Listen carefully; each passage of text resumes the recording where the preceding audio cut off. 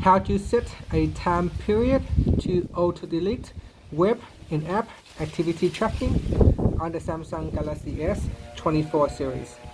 First, we're going to go back to the home screen by tapping on the home button at the bottom of the screen.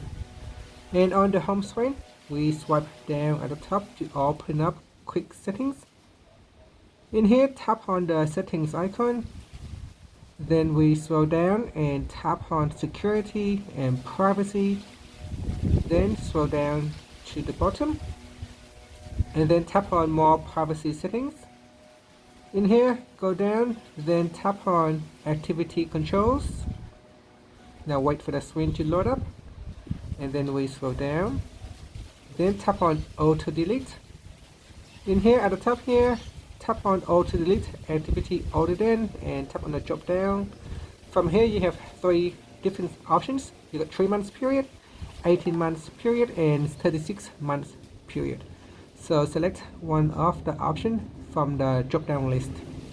In here we can select 3 months. So after 3 months, your Google account will automatically delete your tracking activity.